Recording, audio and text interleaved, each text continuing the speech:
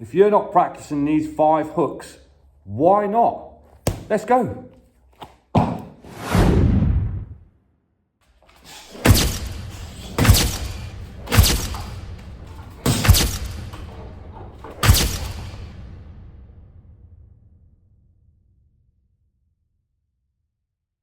Hey team, welcome back to the Sweet Science. Lead hook variations, 5 lead hook variations you should be working on.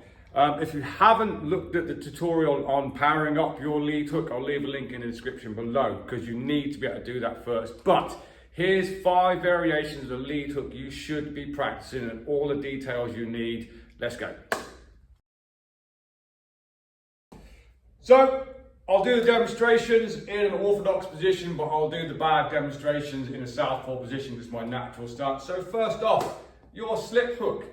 You probably already do it, but let's make sure we're doing it right. So, toe heel line, feet 45 degrees, knees bent, hands up, chin down, elbows tight, don't flare your elbows, and we're going to slip. So there's a couple of key skills here. The slip is not done by just leaning, okay? It's a push from the back foot. We're doing an outside slip. So we're going to rotate that foot and slip. So actually push from this leg. There's my slip. Okay, don't have this habit going on. I know a lot of people who begin do this. They think it's cool. Okay, no, just rotate. Drive back off the leg. Weight transfers onto the back foot. That's a key point as well. I said it in a previous video about mistakes with lead hooks. People tend to go, keep the weight on the front foot. And I also said, do you rotate the foot or do you not rotate the foot? It is completely up to you. We suggest that you do, to begin with, to make sure your hips are rotating. Yeah? But if you can already do that, it doesn't matter if you rotate the front foot or not. I don't, but I know my hips do rotate. So, key skills.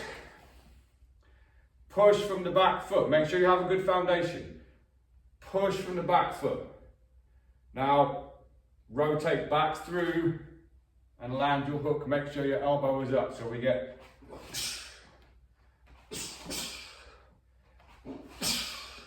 And we can just work on the power on the bag. So let's have a look. So you don't need to see my legs for this. I'm not rotating my front foot when I throw the hook, and I'm going to do it southpaw because it's my natural stance. But what I am doing is pushing off my back leg to create the slip and come back with a hook. So, first things first, whether you're doing this on an aqua bag or a normal bag, doesn't really matter, okay? But you need to position yourself in the right place. I don't want to be in lane 2, which is the center of this bag, for this to work.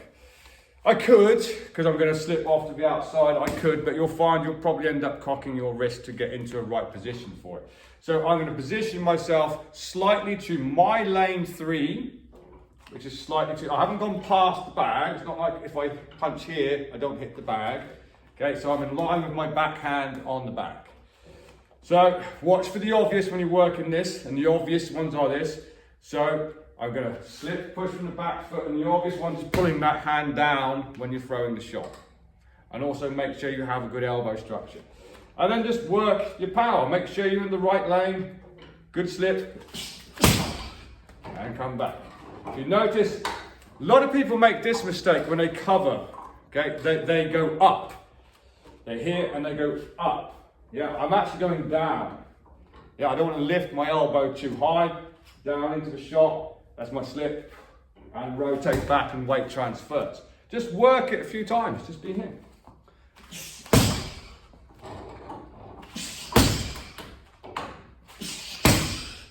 And work that slip shot. Let's move on to the next one.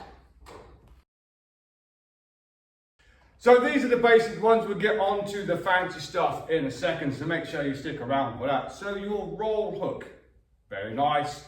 Okay, again, it requires some of the key skills. All this starts with your foundation. The moment that I don't have a good foundation, I'm going to start to roll and lose my balance. I know I exaggerated that. So make sure you are toe heel line. Hands up, chin down, elbows tight. So we're imagining either a right hook or straight right, could be a slip, and we're going to roll and put our lead hook on the end. So there's a couple of things happening here. You want to imagine there's a triangle. here, okay? So my head is at the top of that triangle. I'm gonna go to the right side, bottom of that triangle. Then I'm gonna go across the line to the other side and come back up. Here's my triangle. Head's at the point of the triangle. I'm gonna go to the right-hand side, bottom of the triangle, go across to the other side and come up, yeah?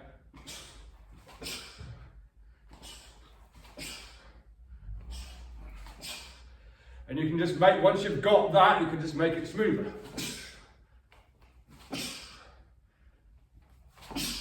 Good structure on the punch. Let's work that on a bag. So again, I'm positioning myself just off to, I'm doing southpaw, just off to my right. If you're doing this orthodox, just off to your left, don't be in the center. Okay, and firstly, I was going to do the triangle method and practice this slowly. If you're not used to this, get this bit done first. Do orthodox. Here's your triangle. Yeah, head, cross, back up. So I'll do that first. We'll take it steady. Head's at point of triangle, bottom of triangle, across, back up to the point of the triangle.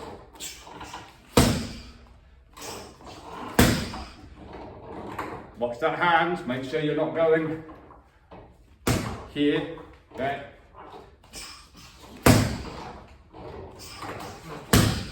Once you've got that down, excuse me,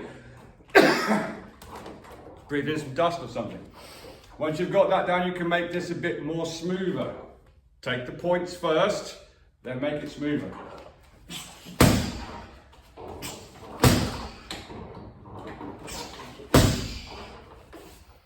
Working your rolls. Okay, let's get on to some sexy stuff.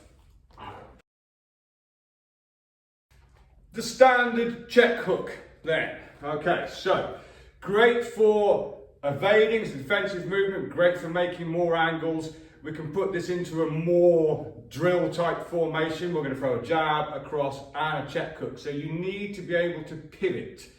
Okay, when we pivot, it's a front foot pivot and we're going to the dead side. So I'm going to bring my right foot around. What it's not, if I do it so you can see, it's not all of your weight comes onto the foot and we swing around like this. Okay, and we certainly don't lean on the front foot from here. Couple of things need to happen. So I'm actually dropping my weight to my back foot as I pivot. Ready for a counter. Don't leave it all on the front foot. That's very, very common. No. See there? I'm leaving it on the front foot. Also make sure I've seen this happen and it's not nice. Make sure you are coming onto the ball of the foot and turning that foot. Yeah, I've seen this happen when someone tried to, I've seen it twice. They left the foot on the floor and tried to pivot like that and their knee dislocated. Not pretty. Okay, not pretty at all.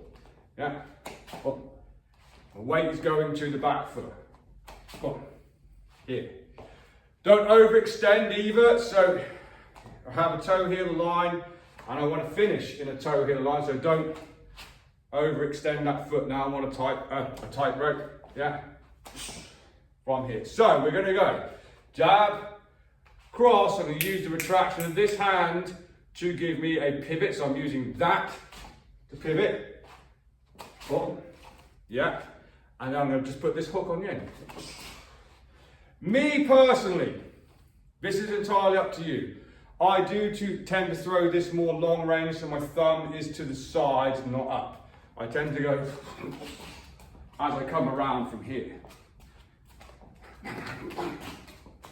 Yeah. Of course, what I'm doing is taking myself off the center line, going out to the flank, and creating a new angle. Work it into your drill, shadow box it. So I'm pivoting on the front foot from here, working away. Let's have a look how we practice that on a bag. Again, southpaw, I'm sorry. So, good position, jab, cross, I'm going to pivot off that front foot and throw this hook as I go. So we go.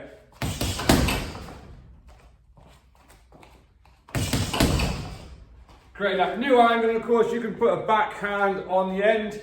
I'll try and do orthodox. I want to do a Russian check hook then. That's coming next. I don't like orthodox. Nice little check hook to finish. Let's have a look at how you do a Russian check hook. So Russian check hooks, one of my favourite. I think people always try and hit too hard when they do this. This is a get out of the way move, for want of better words. So from an orthodox position, I'll do it southpaw as well in the shadow boxing. What it is, the front foot moves. And I actually turn southpaw. So whatever I'm doing here, but this foot goes from, here's me in a boxing stance with you, this foot goes here onto the ball of the foot. Up. And I don't want to lean forwards over my right foot. I want my head to stay above my hips. Here's my lane 2, this is where all the traffic's coming down. See how my head is off that shot from there. Boom. Boom. And we're sticking the hook on the end. Don't forget to recover your right leg if you're an orthodox. Yeah, recover. Our southpaw, same detail. We're here, right leg goes out to the right, onto the ball of the foot. Make sure you don't, I've seen this happen quite a bit, where people step flat. Nope. It goes onto the ball of the foot and your head stays above the hips. Yeah, jab, cross, check hook from here. Now, don't try and overpower this. Common mistake. This is where you see people kind of go here, because they're trying to hit too hard. What I'm imagining is someone's coming on to me from here, and I'm cutting an angle. They're driving forward, trying to push me onto the ropes from here, and I'm getting off from there. Same on this side from here. Yeah, it's a defensive maneuver, but you should be practicing it. So you'll want to see my feet a bit more in this time, so I'm going to go jab, cross, check hook and recover. Okay. But just to make it a little bit more viable for the size of the bag, I'm going to shorten my jab cross up a little tiny bit, just so you can see. But it can still be done at long range from here. So pay attention to the feet. Make sure you're not going weight on the front foot and just stepping your back, what's now becoming your back leg, starting with your front foot. It's not straight. Remember, head stays above the hips. And recover the foot. Unless you are a switch hitter, no reason why you can't stay in the opposite stance. No reason why you can't do that. Jab, cross, lead foot goes out, recover. Orthodox, same thing. I think if I can do it orthodox, from here, jab, cross, left foot goes out, right, head is above the hips, and recover, or you can stay in that stance if you want to. Russian check hooks. Practice them over and over again. They are really good once you get the hang of them.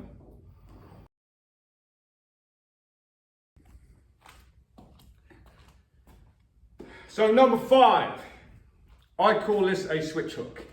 And I'm way better at doing it southpaw than what I am doing orthodox, so forgive my orthodox demonstration in a second. So, I'll do it southpaw to begin with.